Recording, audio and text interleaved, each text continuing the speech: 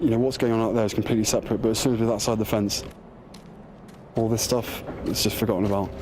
But it is a pain in the arse being stuck in Bastion.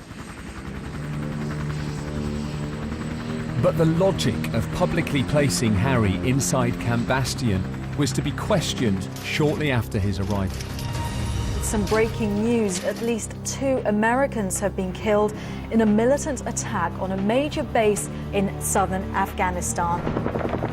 The insurgents launched their brazen attack last night under the cover of darkness. Prince Harry was here in Afghanistan for his 28th birthday last September. It was an occasion marked not by celebration, but by an attack by the Taliban on Camp Bastion. Taliban insurgents dressed in American Army uniforms broke into the camp and destroyed 6 US Harrier jets. A 4-hour firefight with Royal Air Force gunners and US Marines followed. Something we weren't expecting. I mean, the base is quite well defended. Obviously, they've found the weak point and they managed to exploit that and get onto the base. But once they're on, they were dealt with effectively and quickly. A Taliban video claimed that Prince Harry was the primary target. Whether or not that's true is impossible to know, but at the time of the attack, Harry was in a different part of Camp Bastion.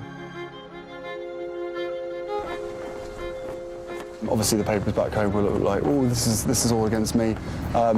This camp is in the middle of Afghanistan and, you know, it should be expected to be attacked at any point. And the guys dealt with it really well. And it was on my birthday, so it was a bit of a reality check.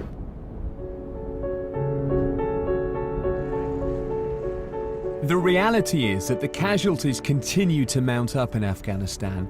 More than 400 British soldiers have been killed since 2002 and thousands injured, a higher casualty rate than in Iraq or the Falklands.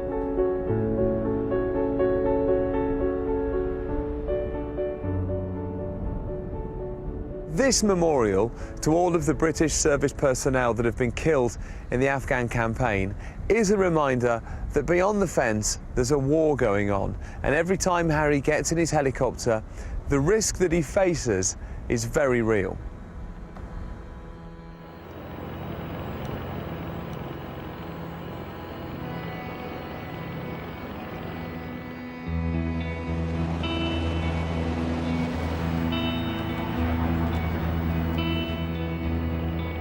With Christmas having been and gone, Harry's time in Afghanistan is coming to an end.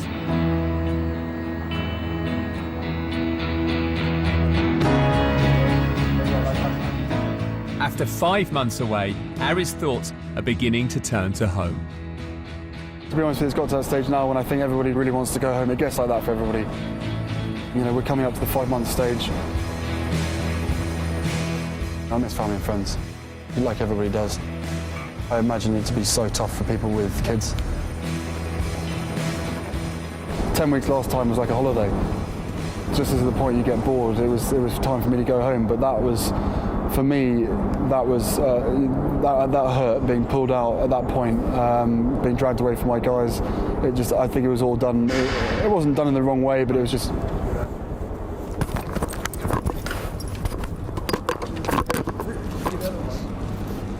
And Harry's gone again, off on another Apache mission.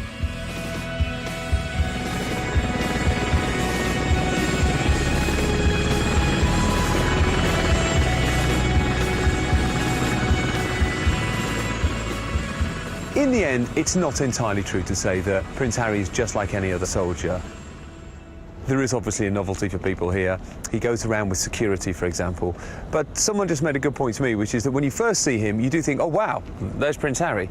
And then you think that again the second time. By the third time, they just see him as one of the boys, and he eats in the cookhouse and he shops in the naffy. And the other thing that strikes you is that he's not just doing this for symbolism. He's not just doing it for PR reasons because of recent events. It appears that when he's here, he genuinely is at his happiest.